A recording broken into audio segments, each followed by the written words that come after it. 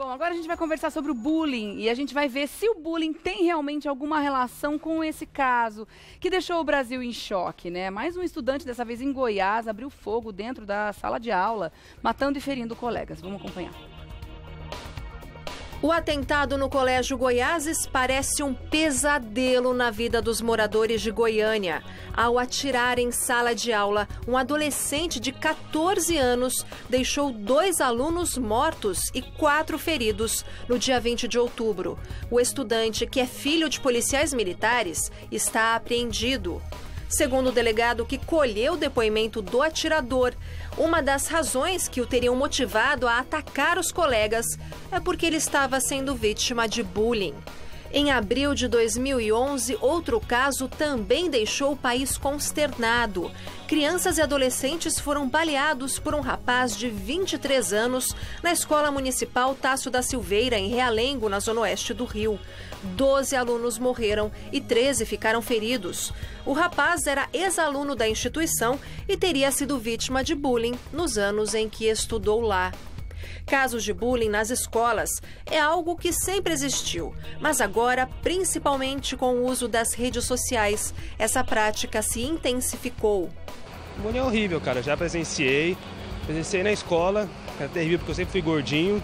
Você se sente inútil para todo mundo, você tem vontade até às vezes de morrer, se matar. Uma coisa que... E a escola muitas vezes não está ligando. Você corre atrás para reclamar, a escola fala para você se resolver com o aluno, com o pai do aluno, e ninguém resolve nunca. Acho que intolerância, né? As pessoas não aceitam as diferenças. Então, a partir do momento em que você vê alguém que não é como você, ou que você acha que é pior do que você, aí...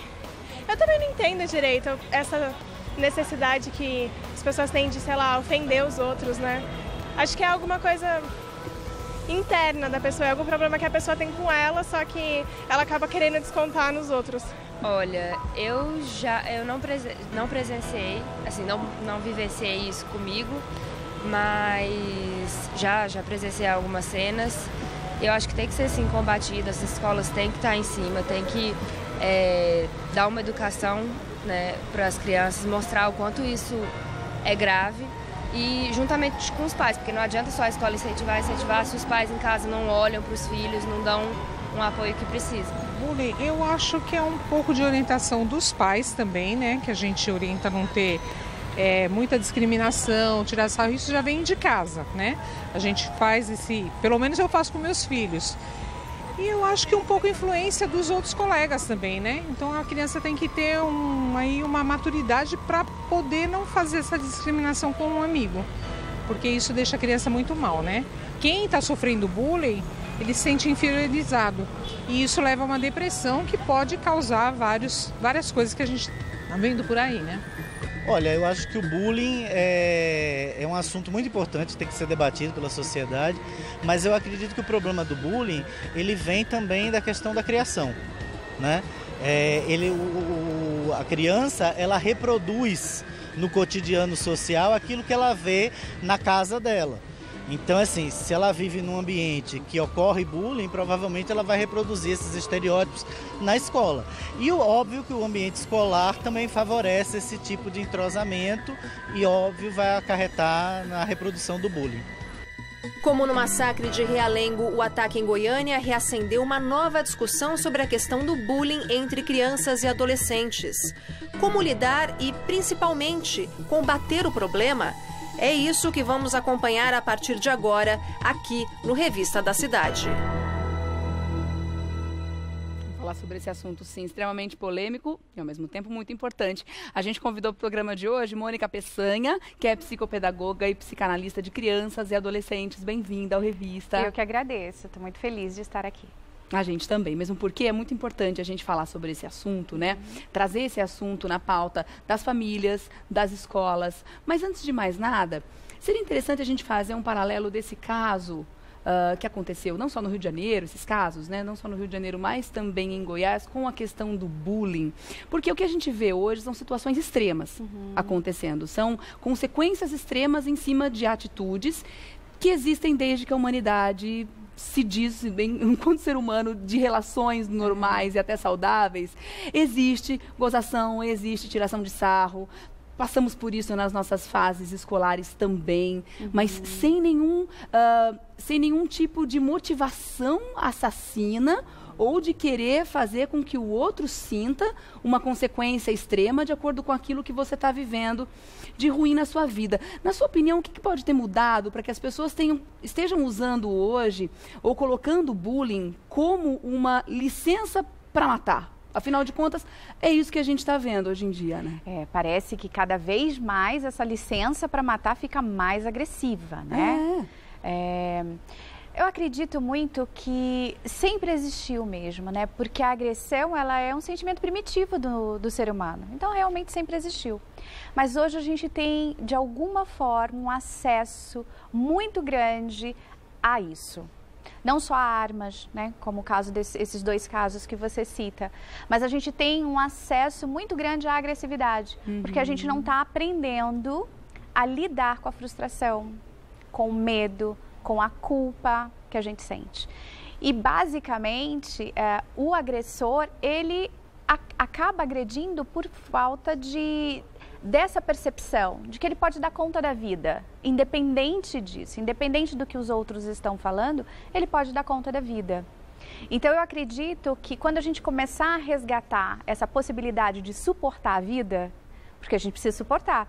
Você citou, quando éramos crianças passamos por isso, mas suportamos. Né? E ainda bem que a grande maioria suporta, senão nós teríamos até mais casos, enfim, noticiados por aí.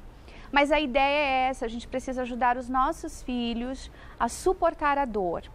E isso não significa calar, que eu acho que tem que ficar bem claro, né? Não é porque eu vou ensinar minha filha, por exemplo, a suportar a dor, a pressão, que ela vai se calar. Na verdade, esse é um princípio para suportar a dor.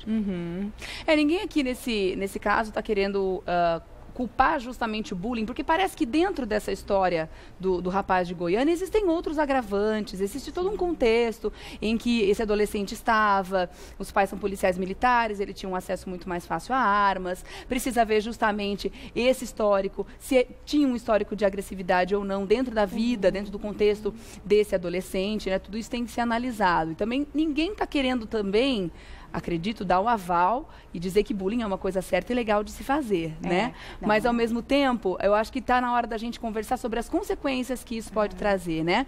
As positivas e as negativas. Imagino que dentro das positivas, se é que a gente pode tirar alguma coisa de bom disso, é justamente o que a gente tem entre relação humana e o aprendizado que a gente tem enquanto criança para a superação dessas frustrações, como você colocou, e superação de situações adversas, porque passaremos por muitas ao longo da vida, não é? Exatamente isso. Não tem como, né? Porque uma vida sem frustrações não é vida. Porque a vida, ela é altos e baixos. É o zigue-zague lá, daquele aparelhinho do hospital. De vida, né? E então a gente precisa ajudar nesse sentido. Tem uma coisa que é muito interessante, talvez seja essa, né? A ideia de que parece que cada vez mais isso tem acontecido, é que a gente tem... a gente quer resolver os nossos problemas de uma forma muito rápida. E não conversada, né? Muito imediatista, porque o fato de ter tido acesso à arma possibilitou a resolução do problema de uma forma muito rápida. Não é o que a gente ensina, mas é o que a criança aprende, é o que a adolescente aprende. Eu aprendi, né? Vou me apropriar nessa situação, então eu aprendi que com uma arma eu posso resolver o meu problema de uma forma mais rápida, porque a gente tem aprendido isso, a gente quer que as coisas aconteçam de uma forma muito imediatista, né? E esse é o perigo, porque o adolescente, por exemplo, ele não tem estrutura psíquica e até cognitiva totalmente formada para dar conta de tipo, peraí, mas eu vou pensar um pouco mais. E se ele vê que está todo mundo fazendo esse movimento para resolver as questões de uma forma rápida, eu estou com fome, eu vou em um fast food e é muito mais rápido do que chegar em casa e preparar a comida. Então é isso que eu aprendo, eu posso resolver de forma rápida. E isso é triste, né? Se a gente parar para pensar, é muito triste. Hoje essa questão do imediatismo, ela tem que ser discutida também, né? Sim, porque a gente tem esse imediatismo presente em todos os segmentos da vida da gente, né? A gente tem o prazer e a amizade rápida através de redes sociais. Exato. A gente não consegue esperar para ver um episódio de filme, por exemplo. A gente é só entrar no canal de stream que tá tudo lá para você assistir quando você quiser. Você não precisa esperar segunda-feira à noite para ver aquele filme, né? Como a gente fazia um tempo atrás. Então, são São situações que, beleza, a vida moderna é isso, né? Existe esse imediatismo, mas também está faltando uma estrutura emocional das pessoas para conseguir trabalhar com isso, né? E isso tem a ver com paciência, né? Porque se tem alguém falando de mim, eu preciso ter paciência para que as coisas se resolvam, né? Só que não é só ter paciência, exercer a paciência, mas é buscar ajuda. Claro. Né? E como é que faz? Vamos agora tentar identificar como é que o adolescente pode levar isso para a família ou até mesmo para a escola. Como é que a escola pode fazer para tentar perceber se está acontecendo alguma coisa mais grave, se aquela gozaçãozinha passou do limite de uma brincadeira entre crianças, porque isso acontece mesmo, não tem jeito, e está virando uma questão mais grave, está fazendo com que essa pessoa se isole, ou até mesmo os pais, obviamente, porque dentro da família, apesar da correria, apesar de tudo que a gente precisa dar conta no dia a dia, que não está fácil para ninguém, a gente sabe, quando a gente se propõe a ter filhos, a gente tem que ter esse olhar constante sobre eles, né? O que você daria de ideia ou de conselho, ou até mesmo uma dica para que a gente consiga perceber o que pode estar acontecendo com essa criança ou com esse adolescente? Eu acho que essa discussão, ela é muito importante porque a gente não pode só discutir hoje. É na escola e é todo dia que a gente vai falar de violência. Né? Porque o bullying, ele é uma parte da violência que acontece em sala de aula. Porque acontece diariamente várias e o professor está lá. E quase sempre esse professor vê esse bullying acontecendo. Quase sempre. Eu também sou professora e eu vejo isso acontecer. Às vezes acontece tipo, o meu lápis desapareceu, cadê o meu lápis? E aí a criança vai em direção à professora e a professora fala, pega emprestado. Ela não para e conversa com essa turma sobre isso que desapareceu, porque é uma violência. Quer dizer, botou a sujeira embaixo do tapete, Bota a sujeira. Né? Então, o professor... É uma falta de habilidade em lidar com isso? Eu não sei se falta de habilidade, mas eu acho que é medo de não dar conta do dia, né? Das coisas que precisam acontecer em sala de aula. Mas como se a questão comportamental fosse uma questão menor, né? E não é. E é preciso discutir isso em sala de aula constantemente. Olha, professor, o meu amigo me chamou disso. Peraí, vamos sentar, vamos entender o que significa isso aí que está acontecendo. É violência. Então, quase sempre o professor não dá ouvidos àquilo que está acontecendo em sala de aula. E muitas vezes a própria coordenação nem fica sabendo também do que está acontecendo. Mas é lá na sala de aula que começa essa violência. E por que começa? Porque, de certa forma, eles estão aprendendo a conviver. Desde a educação infantil. Isso, desde o jardim da infância. Sim, eles tão comum as crianças chegarem e, de repente, falar, olha, fulaninho me bateu hoje, ou fulaninho me chamou disso ou daquilo. Aí vai de como você está aberta, né, a entender o seu filho, a explicar para ele como é que a coisa funciona e como que ele deve lidar na próxima vez com uma questão como essa, né?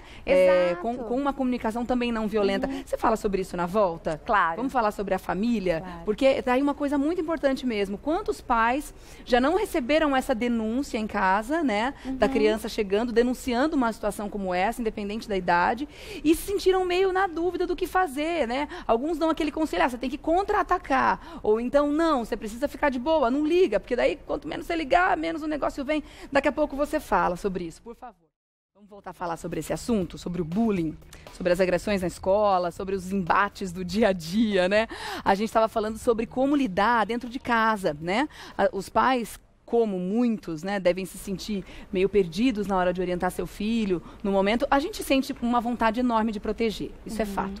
A gente tem vontade de colocá-los dentro de uma redoma, de que eles não passem nenhum tipo de problema, de que eles não sofram, de que aquela situação não seja evidenciada dentro da escola, para que ele não crie um trauma dentro, mas isso não vai acontecer, isso não existe, é utopia. Então é melhor que a gente saiba e esteja pronto para preparar os nossos filhos para encarar esse tipo de desafio, né? Como que a gente pode fazer isso da melhor maneira, Mônica? O primeiro ponto é exatamente isso que você falou. Não podemos evitar que os nossos filhos não sofram pequenas frustrações. Por exemplo, arrumar a cama pode ser uma frustração para a criança, mas é extremamente importante para ele aprender já a lidar com a frustração. E às vezes a gente quer proteger tudo isso, né? Mas eu acho que para a família é muito difícil fazer um diagnóstico do que está acontecendo, né? Porque quase sempre a criança, ela não fala o que ela está sentindo de fato. Ela manifesta sintomas, né? Então, de repente, ela vai ter dor de barriga, dor de cabeça. Sintomas físicos, Sintomas muitas vezes. físicos até. Mas ela dificilmente vai dizer de fato o que ela está sentindo. E aí é que a gente vai ter que ter um olhar mais aguçado, uma escuta mais ativa, para isso que essa criança está apresentando, né? Para poder saber como agir. Mas na grande maioria das vezes, uma coisa que funciona muito é uma família ser muito aberta ao diálogo. Algumas famílias são muito fechadas. E a rede social, ela tem tomado um pouco esse tempo de diálogo, esse espaço. Que os pais não têm ocupado, exato, né? Que acho que é um ponto importante. Mas é muito interessante a gente ir para esse lugar do diálogo. Porque se a criança ela se sente livre para conversar com os pais, ela também vai se sentir muito livre para falar sobre o que está acontecendo. No geral, quando a criança ela passa pelo bullying, ela se recolhe. E por que ela se recolhe? Porque está doendo muito. Quando a gente também sente dor, até uma dor física, como dor de cabeça, a gente tende a deitar. A gente fica lá recolhidinho, né? A criança vai fazer esse movimento na dor emocional, vai se recolher, porque para ela é mais fácil lidar assim, né? Então o pai precisa perceber isso também. Por que está tão quietinho? Por que não conversa tanto como antes ou não está brincando tanto? No caso de adolescentes, por que está de repente muito agressivo? Está batendo a porta do banheiro com muita força? São sinais que a gente vai percebendo. E aí a partir desse sinal, a gente senta e conversa. A gente precisa conversar sobre violência. Agora, tem algumas questões aqui que o pessoal está comentando. Aliás, obrigada pelo comentário de todos aqui, viu? É um assunto que realmente preocupa a todos, né? A Alexandra, por exemplo, está dizendo que para nós pode ser uma coisa boba, mas as crianças e jovens mensuram de outra forma. Para eles é um problemão, é claro. É a questão central da vida deles, né? A vida deles gira em torno da casa, da escola. São as situações que ele vive. Então, obviamente, é um problemão. Só que o que faz a gente, de repente, pensar que no futuro isso pode ser um problema menor, porque a gente conseguiu superar, a gente aprendeu a lidar com a frustração, né? Então, e aí tem um comentário aqui embaixo, deixa eu ver o nome dela aqui, mandar um beijão. Não tem o nome. Continue a nadar, é o nome, é o Insta. Ela está dizendo que mais do que ensinar os filhos a suportar as frustrações da vida, é preciso ensinar eles a respeitar ao próximo, ao outro, diferente, né? Que esse é o primeiro passo para combater o bullying. As pessoas não são iguais, não são todas têm habilidade para suportar, mas deveria ser, não sei, essa é a minha opinião. Eu acho que, eu vou colocar no contrário aqui do que ela falou. Tão importante quanto ensinar a não fazer bullying, que é muito importante também, é importante a pessoa ajudar aquela a passar por essa situação.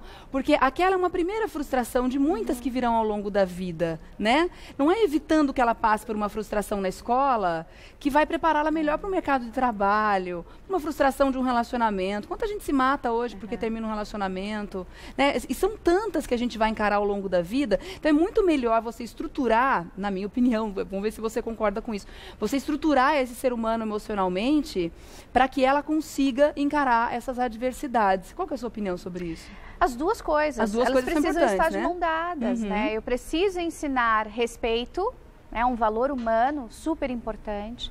E eu preciso ensinar tolerância. Mas não é utopia a gente achar que a gente vai conseguir erradicar o bullying da vida do ser humano nas escolas? Eu acho que a gente não vai conseguir erradicar, mas a gente vai diminuir o impacto. Né? Então, justamente. A partir desses dois princípios, respeito e tolerância. Quer dizer, o que eu tolero, como eu tolero e como eu respeito o outro e como eu sou respeitado. Então, vai para esses dois caminhos. Por exemplo... Eles andam juntos. Eles andam juntos. Nós estamos diante de um caso que, enfim, foi noticiado de uma forma bem exacerbada. Né? É tudo muito doloroso. Essa família do agressor precisa, nesse momento, também do nosso respeito. Claro. Né? Às vezes, as pessoas elas vão para um caminho de que só quem é a vítima merece o respeito. Essa família, esse menino, né, a gente não sabe exatamente como vai ser, como vai... Ele também precisa. Acabou. Né, assim, muitas questões vai ficar muito mais difícil agora, sem dúvida nenhuma, do que estava antes, enquanto ele só sofria o bullying. Mas o outro lado também. A gente também não pode colocar a culpa toda em cima da vítima. Afinal de contas, ele é vítima da história. Ele morreu por causa disso. Ninguém merece morrer por uma questão dessa, né? Por isso que precisa estar juntinho. Tanto a tolerância quanto o respeito. Agora, um ponto interessante que a espectadora colocou é que isso vem de casa. A gente não pode esperar que só a escola faça esse processo educacional. Somos nós em casa, entre quatro paredes, nessa intimidade que não existe em nenhuma outra relação, que é a intimidade familiar. Somos nós que vamos ali trabalhar essa questão dos valores, né? Dos valores humanos e desenvolver, porque nos primeiros 20 anos de vida do ser humano, são os primeiros anos que a gente começa a encher a nossa mochila de um monte de coisa. E são vai os levar pro valores, resto da são os vida, né? aprendizados, e a gente leva para a vida inteira depois dessa mochila. Lá na frente, pode ser até que a gente esvazie com alguma coisa, a gente tire um trauma, a gente tire uma situação que tenha vivido. Mas são os primeiros 20 anos, e nesses primeiros 20 anos os pais precisam estar muito próximos. Então, qualquer situação que a gente perceba dentro de casa, ou a criança muda o comportamento para um pouco mais agressivo, um pouco mais quieto do que o normal, é importante a gente ter um approach, ter uma forma de conversar, desde a mais tenra idade, né? Sim, desde pequenininho, porque essas situações podem começar a ocorrer bem pequenininho, né? A criança, até na educação infantil. Porque assim, o que vai diferenciar a brincadeira de um bullying, por exemplo? É como a criança se sente. Né? A brincadeira pode gerar ali um desconforto, mas se a criança não sentiu aquilo como uma mágoa, como algo que machuca, ela vai levar de boa. Agora, se a criança que está sofrendo a brincadeira e ela está começando a se magoar muito com aquilo, é porque aquilo já está se tornando um bullying. E isso não tem idade, pode ser desde pequenininho. E aí, de pequenininho, onde essas crianças vão estar? Na escola. Então, de novo, eu acho que vale pedir para os pais irem até a escola e perguntar qual é o projeto político da escola em relação ao bullying. Tá. Né? Quais são as ações que a escola toma para que desde pequenininho a criança aprenda a conviver sem praticar violência, sem morder, sem chutar, sem empurrar o amigo. Né? Então, quais são as ações? Né? E, principalmente, acho que é não tirar o nosso papel disso. Então, como pai, quais são as ações que eu faço em casa quando eu percebo que meu filho também é agressor?